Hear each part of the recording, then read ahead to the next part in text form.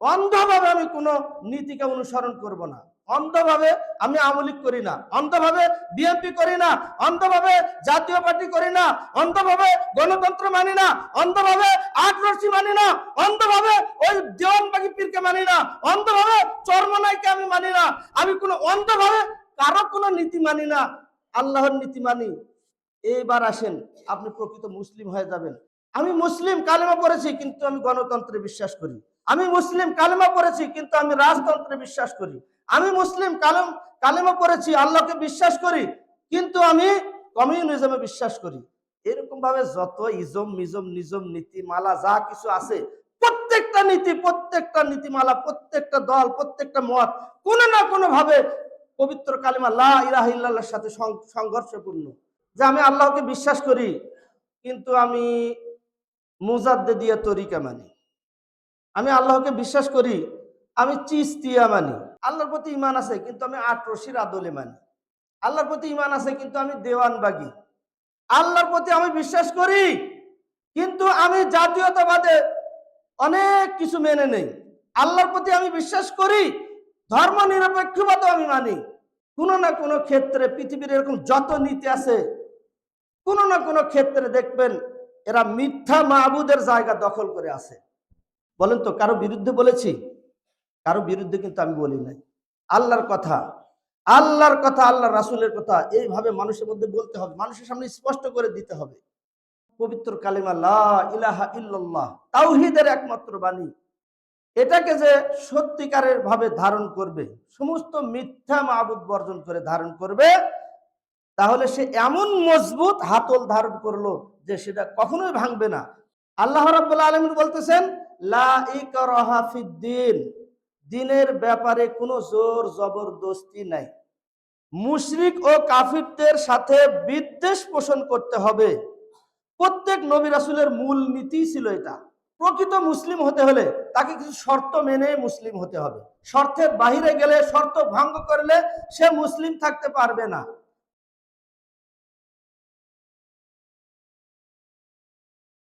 আলহামদুলিল্লাহ, যাবতীয় তারিফ প্রশংসা গুণগান সেই মহান আল্লাহ রাব্বুল আলামিনের জন্য, যে মহান মাবুদের অশেষ দয়ায়, অশেষ কৃপায় আমরা জুমার দিনে খুতবায় উপস্থিত হতে পেরেছি। এজন্য মহান রবের দরবারে আমরা লাখ কোটি শুকরিয়া জ্ঞাপন করছি। সকলে সমস্বরে বলি আলহামদুলিল্লাহ। দরুদ ও সালাম বর্ষিত হোক বিশ্ব মানবতার মুক্তির দূত সরকারে দু কায়নাত আশরাফুল আম্বিয়া, যে নবীর আদর্শ মানার মধ্যে দুনিয়াতে শান্তি, আখেরাতে মুক্তি পাওয়া যায়, সেই নবীর প্রতি শান্তির ধারা বর্ষিত হোক।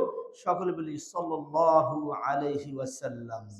প্রিয় মুসল্লিগণ, আজকের আলোচনার বিষয়বস্তু হচ্ছে সকল মিথ্যা মাবুদ গুলোকে বর্জন করি, সত্যিকারের মাবুদ আল্লাহ তাআলাকে গ্রহণ করি।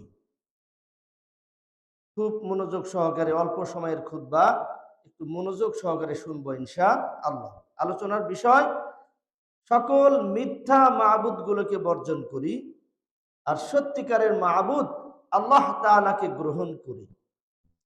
প্রকৃতপক্ষে এটার মধ্যেই আপনার জান্নাত এবং জাহান্নামের ফয়সালা হবে।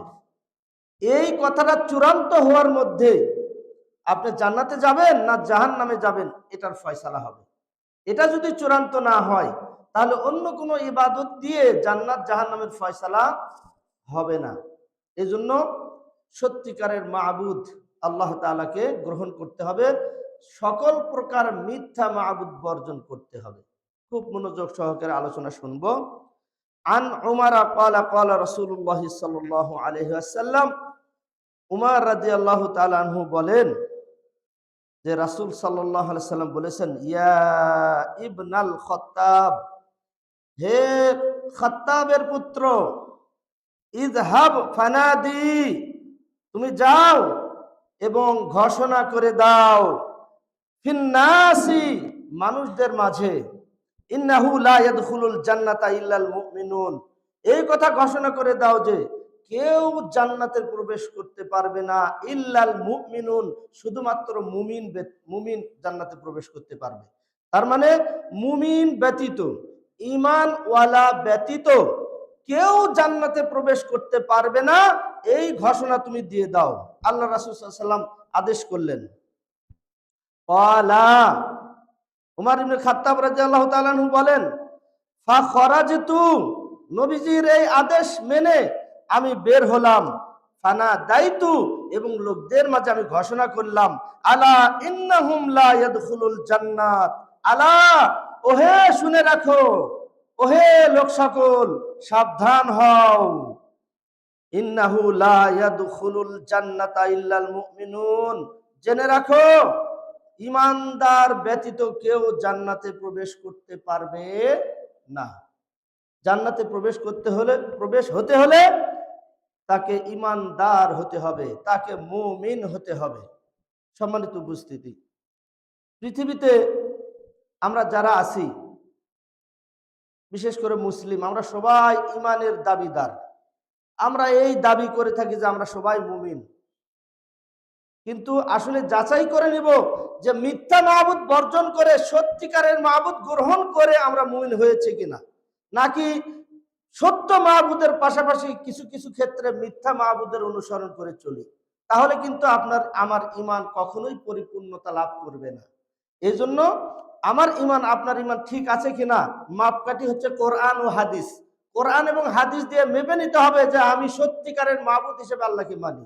কোরআন ও হাদিসের দলিলের আলোকে মেপে নিতে হবে, বুঝে নিতে হবে যে আমি কোনো ক্ষেত্রে মিথ্যা মাবুদের অনুসরণ করি না, মিথ্যা মাবুদের অনুসরণ করা থেকে, অনুকরণ করা থেকে আমি বেঁচে থাকি। এইভাবে কোরআন এবং সহিহ সুন্নাহ থেকে আপনাকে প্রমাণ করতে হবে। আজকের বিষয়ে এই আলোচনাটাই স্পষ্ট হবে ইনশাআল্লাহ। খুব মনোযোগ সহকারে শুনবো ইনশাআল্লাহ।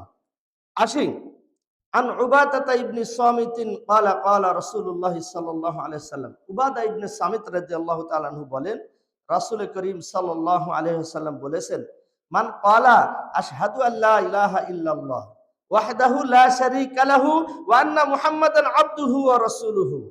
আল্লাহ নবী বলতেছেন, মান ক্বালা আশহাদু আল্লা ইলাহা ইল্লাল্লাহ, যে ব্যক্তি এই সাক্ষ্য দিবে যে আল্লাহ ব্যতীত সত্যিকারের কোনো মাবুদ নাই, আল্লাহ ব্যতীত ইবাদত পাওয়ার উপযোগী পৃথিবীতে আর কেউ নাই, কোনো কেউ নাই, এটা যে ব্যক্তি ঘোষণা করবে, সাক্ষী দিবে, ওয়াহদাহু, যিনি হচ্ছেন একক, লা শারিকা লাহু, যার কোনো শরিক নাই, যিনি একক অদ্বিতীয়, সেই আল্লাহ ব্যতীত অন্য কারো ইবাদত করি না, এই সাক্ষ্য যে ব্যক্তি দিবে, আল্লাহ নবী সাল্লাল্লাহু আলাইহি সাল্লাম বলতেছেন, পাশাপাশি বলবে ওয়ান্না মুহাম্মাদান আবদুহু ওয়া রাসূলুহু, আর মুহাম্মদ সাল্লাল্লাহু আলাইহি সাল্লাম হলো আল্লাহ তাআলার বান্দা ও রাসূল।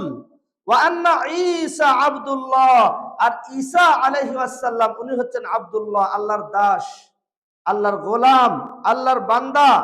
ওয়াবনু আমাতিহি, তিনি হচ্ছেন একজন নারীর পুত্র, নারীর পুত্র। আমরা জানি ঈসা আলাইহিস সালামের পিতা ছিল না, নারীর পুত্র, এই জন্য আল্লাহ তাআলা বলেছেন যে ওয়াবনু আমাতিহি, তিনি একজন নারীর পুত্র, অর্থাৎ মারিয়াম আলাইহিস সালামের পুত্র। ওয়া কালিমাতুহু ইলা মারিয়ামা, যে কালিমা মারিয়ামের কাছে পেশ করা হয়েছিল, দেওয়া হয়েছিল, কি রূহুম মিনহু, ঈসা নবী হচ্ছে আল্লাহর রূহ, আল্লাহর পক্ষ থেকে রূহ, আল্লাহর হুকুম হিসেবে পৃথিবীতে প্রেরিত হয়েছে, এই কথাটা তারা মেনে নিবে। ওয়া আন্নাল জান্নাতা হাক্কুন, জান্নাত সত্য, জান্নাতকে সত্য বলে যারা মেনে নিবে। ওয়া আন্নান নার হাক্কুন, এবং জাহান্নাম সত্য, মরার পরে আমাদের পরবর্তী জীবনে, আখিরাতের জীবনে জান্নাত আছে, এটা সত্য বলে আমি স্বীকার করি। যদি বদ আমল করে যাই জাহান্নামের আগুনে পুড়তে হবে, সত্য বলে এই কথাটা আমি যদি মেনে নেই, আল্লাহ রাসূল সাল্লাল্লাহু আলাইহি সাল্লাম বলতেছেন, তাহলে আদখালাহুল্লাহু মিন আইয়ি আবওয়াবিল জান্নাতি সামানিয়াতি শাআ, তাহলে এই বিশ্বাসকারী ব্যক্তি জান্নাতের 8টি দরজার যে দরজা দিয়ে খুশি জান্নাতের মধ্যে প্রবেশ করতে পারবে। সুবহানাল্লাহ, সুবহানাল্লাহ। তাহলে সাক্ষ্য দিতে হবে যে আল্লাহ ব্যতীত সত্যিকারের কোনো মাবুদ নাই, তিনি একক, তার কোনো শরিক নাই। মুহাম্মদ সাল্লাল্লাহু আলাইহি ওয়াসাল্লাম আল্লাহর বান্দা ও রাসূল, ঈসা আলাইহিস সালাম আল্লাহ তাআলার দাস এবং একজন নারীর পুত্র, মারিয়াম আলাইহিস সালামের পুত্র, এবং তার কাছে একটা কালিমা আসছিল কি, ঈসা হচ্ছে রূহুল্লাহ, আল্লাহ তাআলার হুকুম। এটাকে ওইভাবেই মেনে নিতে হবে, ওখানে কোনো প্রশ্ন করা যাবে না, মেনে নিতে হবে। জান্নাত সত্য, জাহান্নাম সত্য, যারা মেনে নিবে এর মধ্যে কোনো ভেজাল থাকবে না। আল্লাহ নবী বলতেছেন জান্নাতের 8টি দরজার যে দরজা দিয়ে খুশি এই বিশ্বাসকারী ব্যক্তি জান্নাতের মধ্যে ঢুকে যাবে। সুবহানাল্লাহি ওয়া বিহামদিহি সুবহানাল্লাহিল আযীম। আমি যে মুসলিম, এই মুসলিম হওয়ার জন্য শর্ত আছে। মুসলিম, আমি যে একজন মুসলিম দাবি করি, আমি মুসলিম, মুসলিম মানে আত্মসমর্পণকারী, মানে আমার কোনো নিজের ইচ্ছা নাই। যেহেতু আমি আল্লাহর সাক্ষ্য দিয়ে সত্যিকারের মাবুদ আল্লাহকে মেনে নিয়েছি, মুহাম্মদ সাল্লাল্লাহু আলাইহি সাল্লামকে নবী হিসেবে মেনেছি, এখন আর আমি আমার ইচ্ছা মতো চলি না, ওই আল্লাহর হুকুম, ওই নবীর তরিকার বাহিরে আমি চলি না। তো এই মুসলিম ব্যক্তি প্রকৃত মুসলিম হতে হলে তাকে কিছু শর্ত মেনে মুসলিম হতে হবে। শর্তের বাহিরে গেলে, শর্ত ভঙ্গ করলে সে মুসলিম থাকতে পারবে না। খুব মনোযোগ সহকারে আমরা এই শর্তগুলো শুনবো। 1 নম্বর শর্ত, ইবাদতের ক্ষেত্রে আল্লাহর একত্ববাদ সম্পর্কে সঠিক জ্ঞান থাকতে হবে। ইবাদতের ক্ষেত্রে আল্লাহর একত্ববাদের জ্ঞান থাকতে হবে।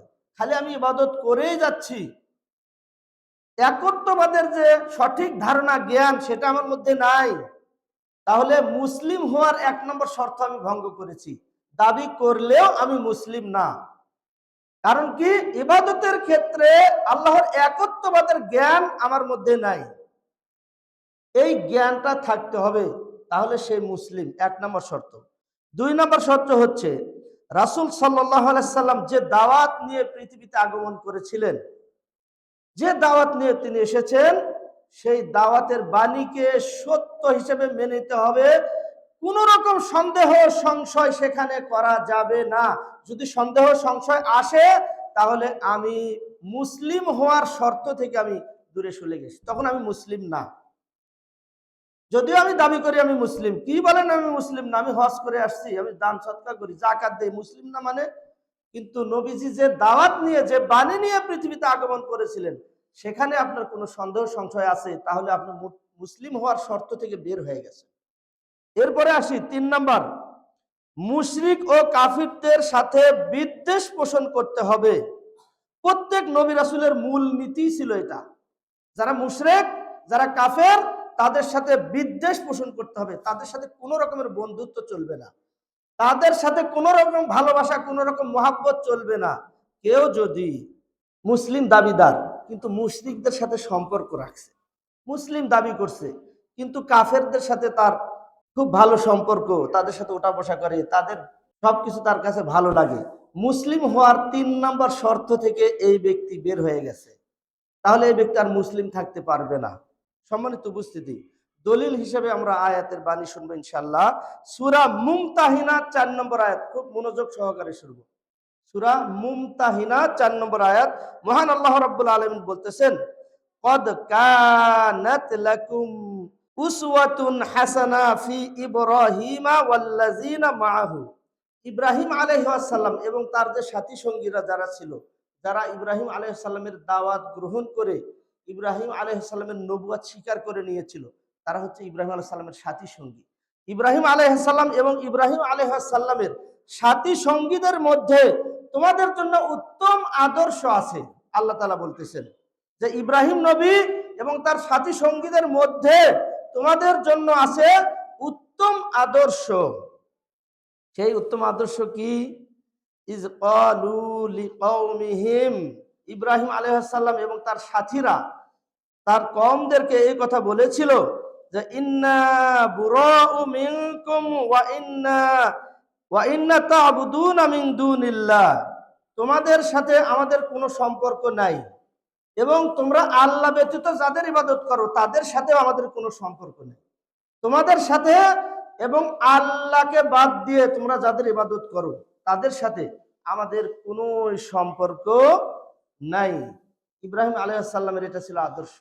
তার মানে কি, কোনো মুশরিক বা কোনো কাফেরের সাথে কোনো রকম কোনো ভালোবাসা মহব্বত নাই, তাদের সাথে বিদ্বেষ পোষণ করতে হবে, এটাই সব নবীদের মূলনীতি। তার মধ্যে দলিল হিসেবে ইব্রাহিম আলাইহিস সালামের এই ঘটনা সূরা মুমতাহিনার 4 নম্বর আয়াত আল্লাহ তাআলা নাজিল করেছেন। সম্মানিত উপস্থিতি, খুব মনোযোগ সহকারে শুনি। তাহলে তারা কি বলছে যে তোমাদের সাথে আমাদের কোনো সম্পর্ক নাই, কোনো লেনদেন নাই, কোনো আতাত নাই, এবং তোমরা যাদের ইবাদত করো তাদের সাথে কোনো সম্পর্ক নাই। কাফার না বিকুম, তোমাদেরকে আমরা অমান্য করছি, তোমাদেরকে আমরা অস্বীকার করছি। ওয়া বাদা বাইনানা ওয়া বাইনাকুমুল আদাওয়াতা ওয়াল বাগদা আবাদা, আমাদের সাথে তোমাদের শত্রুতা সৃষ্টি হয়ে গেছে, আর এই শত্রুতা চলতে থাকবে ততদিন পর্যন্ত, এই শত্রুতা শেষ হবে না ততদিন পর্যন্ত, এই শত্রুতা, এই ঘৃণা চলতে থাকবে, এই বিদ্বেষ চলতে থাকবে, হাত্তা তুমিনু বিল্লাহি ওয়াহদাহু, যতক্ষণ পর্যন্ত তোমরা একক আল্লাহতে বিশ্বাস করো ততদিন পর্যন্ত এই বিদ্বেষ তোমাদের সাথে চলতেই থাকবে। এক আল্লাহকে বিশ্বাস না করা পর্যন্ত কোনো মুশরিকের সাথে, কোনো কাফেরের সাথে বিদ্বেষ ছাড়া কোনো মহব্বত ভালোবাসা করা যাবে না। এই আয়াত দ্বারা এটাই বোঝা যায়। আয়াতের তাফসির যদি পড়েন আরো অনেক সুন্দর করে এই ব্যাখ্যা দেওয়া আছে, সুন্দর করে আমাদেরকে বুঝতে হবে। তাহলে মুশরিকদের সাথে বিদ্বেষ, এবং মুশরিকরা যার ব্যাপারে শিরিক করে তাদের সঙ্গে আমাদের বিদ্বেষ, কাফেরদের সঙ্গে আমাদের বিদ্বেষ, নবীদের মূলনীতি এটা। এই মূলনীতি মেনেই আমাকে মুসলিম হতে হবে। এই মূলনীতির বাইরে যখন আমি চলে যাব তখন আমি দাবি করলেও আমি মুসলিম হতে পারবো না। খুব মনোযোগ সহকারে আলোচনা শুনতে হবে। সম্মানিত উপস্থিতি, এখন আসি খুব মনোযোগ সহকারে, মানে কথাগুলো কাউকে আঘাত দেওয়ার জন্য বলবো না, কাউকে ছোট করার জন্য বলবো না, কারো সম্মানও নষ্ট করবো না।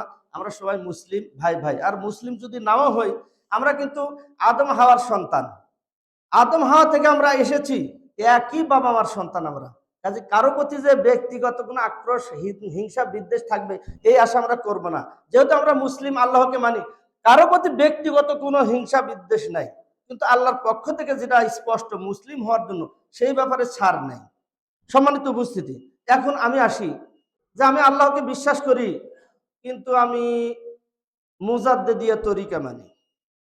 আমি আল্লাহকে বিশ্বাস করি, আমি চিস্তিয়া মানি। আমি আল্লাহকে বিশ্বাস করি, আমি হকিকত, আমি তরিকত, আমি মারেফত, আমি মুজাদ্দিদিয়া, আমি এভাবে কত নাম বলবো, আমি আট রশি। আল্লাহর প্রতি ইমান আছে কিন্তু আমি আট রশির আদলে মানি। আল্লাহর প্রতি ইমান আছে কিন্তু আমি দেওয়ানবাগী।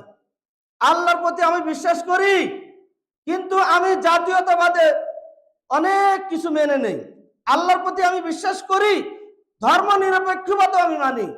কোনো না কোনো ক্ষেত্রে পৃথিবীর এরকম যত নীতি আছে, কোনো না কোনো ক্ষেত্রে দেখবেন এরা মিথ্যা মাহবুদের জায়গা দখল করে আছে, মিথ্যা মাহবুদের জায়গা দখল করে আছে।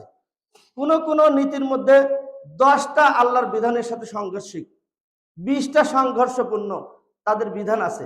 আল্লাহর বিধান এবং তাদের রচিত বিধানের মধ্যে 10টা, 20টা, 30টা, 50টা। আমি মুসলিম, কালেমা পড়েছি কিন্তু আমি গণতন্ত্রে বিশ্বাস করি। আমি মুসলিম, কালেমা পড়েছি কিন্তু আমি রাজতন্ত্রে বিশ্বাস করি।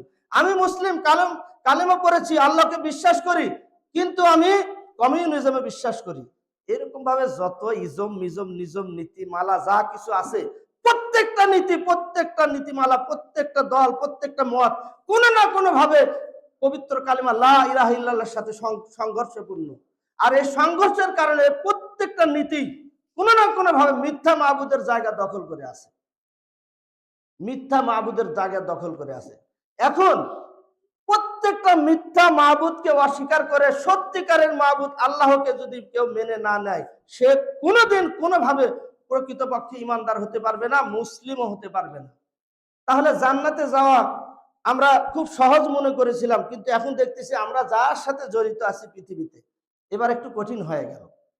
তাহলে এখন সহজ করে নেই কি, যে অন্ধভাবে আমি কোনো নীতিকে অনুসরণ করব না, অন্ধভাবে আমি আমলিক করি না, অন্ধভাবে বিএনপি করি না, অন্ধভাবে জাতীয় পার্টি করি না, অন্ধভাবে গণতন্ত্র মানি না, অন্ধভাবে আটরশি মানি না, অন্ধভাবে ওই দেওয়ানবাগী পীরকে মানি না, অন্ধভাবে চরমনাইকে আমি মানি না। আমি কোনো অন্ধভাবে কারো কোনো নীতি মানি না, আল্লাহর নীতি মানি।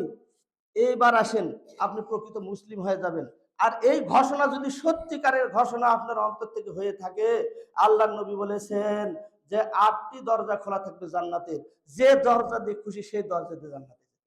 সুবহান, সুবহানাল্লাহ, সুবহানাল্লাহ। বলেন তো কারো বিরুদ্ধে বলেছি? কারো বিরুদ্ধে কিন্তু আমি বলি নাই। আল্লাহর কথা, আল্লাহর কথা, আল্লাহ রাসূলের কথা এইভাবে মানুষের মধ্যে বলতে হবে, মানুষের সামনে স্পষ্ট করে দিতে হবে। আজকে অনেক কালো গায়ের গল্প আছে, অনেক এ গল্প সে গল্প দিয়ে খুতবায় আলোচনা করা হয়, কিন্তু হক কথা বলা খুব কমই হয়। আর কোথাও যদি বলাও হয়, কেউ আছে এরকম নিজের পিঠের উপরে চাপা নিয়ে বন্ধ করে দেয় হক কথা বলা। এই জিনিসটা যেন আর না হয়। আমরা হক কথা বলবো। সবারই বুদ্ধি আছে, বিবেক আছে, বিবেচনা আছে। বুদ্ধি, বিবেক, বিবেচনা দিয়ে একটু ভেবে দেখবেন যে আসলে কথাগুলো ঠিক কিনা। যদি ঠিক হয়ে থাকে তাহলে নিজের জ্ঞান বিবেক খাটিয়ে সত্যিকারের মাহবুদ আল্লাহকে মেনে নিতে হবে। সমস্ত মিথ্যা মাহবুদকে বর্জন করতে হবে। কোন মিথ্যা মাহবুদের সাথে কোন রকম কোন সম্পর্ক নেই, কোন মুশরিকের সাথে কোন রকম কোন সম্পর্ক আমাদের নাই। এই কথাটা মেনে নিতে হবে। সম্মানিত উপস্থিতি, দলিল হিসাবে আরো সুন্দর করে একটা আয়াত উপস্থাপন করছি, খুব মনোযোগ সহকারে শুনেন। সবাই তো আমরা আয়াতুল কুরসি মুখস্থ আছে। আয়াতুল কুরসি শেষ করার পরে লা ইকরাহা ফিদ্দিন ক্বাদ তাবায়্যানার রুশদু মিনাল গায়য়ি ফামান ইয়াকফুর বিত-তাগুত ওয়া ইউমিন বিল্লাহি ফাকাদ ইসতামসাকা বিল উরওয়াতিল ওয়ুসকা লা ইনফিসামা লাহা আল্লাহুস সামিউন আলিম।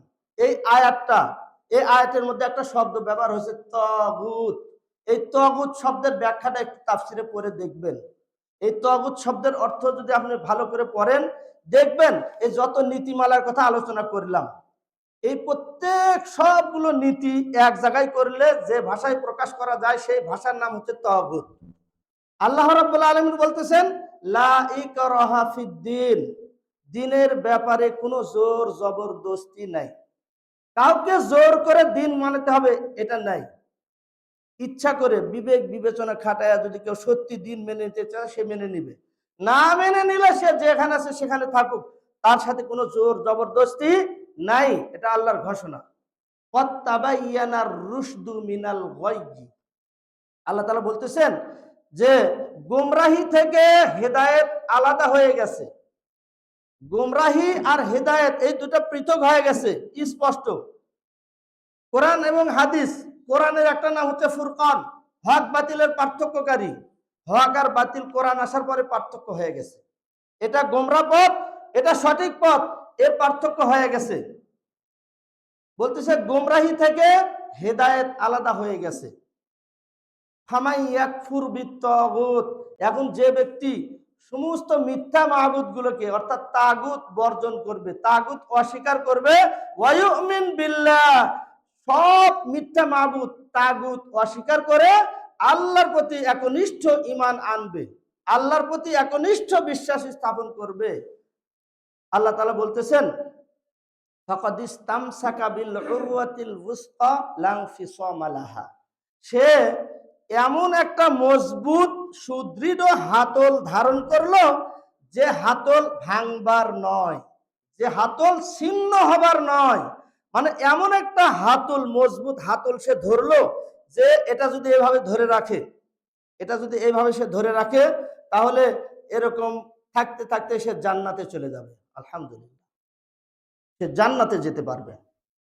অর্থাৎ পবিত্র কালিমা লা ইলাহা ইল্লাল্লাহ, তাওহীদের একমাত্র বাণী, এটাকে যে সত্যিকারের ভাবে ধারণ করবে, সমস্ত মিথ্যা মাবুদ বর্জন করে ধারণ করবে, তাহলে সে এমন মজবুত হাতল ধারণ করলো যে সেটা কখনোই ভাঙবে না, কখনোই সে জাহান্নামের রাস্তায় ছিটকে পড়বে না, সে জান্নাতে যাবেই যাবেই যাবেই। এজন্য প্রকৃত ঈমান হচ্ছে এখানে, প্রকৃত ঈমান হচ্ছে এখানে। এরপরে আমল আখলাকের কথা তো আছেই, সেগুলো আল্লাহর রাসূলের নীতির বাহিরে যাওয়া যাবে না। নবীজি সাল্লাল্লাহু আলাইহি ওয়াসাল্লাম যে বাণীগুলো নিয়ে আসছে সত্য বলে সেগুলোকে মেনে নিতে হবে। মুসলিম হওয়ার এটা একটা বিরাট শর্ত। সম্মানিত উপস্থিতি, এরপরে আসি আরেকটি হাদিস বলে শেষ করে দেব ইনশাআল্লাহ। আন মাইজিন আনিন নবী সাল্লাল্লাহু আলাইহি সাল্লাম, মাইজ রাদিয়াল্লাহু তাআলা আনহু বলেন আন্নাহু সুইলা আইয়ুল আমালি আফজালু, আল্লাহর নবী সাল্লাল্লাহু আলাইহি ওয়াসাল্লামকে জিজ্ঞেস করা হলো আইয়ুল আমালি আফজালু, হে আল্লাহর নবী, সবচাইতে ভালো আমল কোনটি? আমল সমূহের মধ্য থেকে সবচাইতে দামি আমল, সবচাইতে ভালো আমল, আল্লাহ পছন্দ করে এরকম আমল কোনটি? এরকম আমলের কথা বলে দিন। আলা আল্লাহ নবী সাল্লাল্লাহু আলাইহি সাল্লাম বললেন, ঈমানু বিল্লাহি ওয়াহদাহু।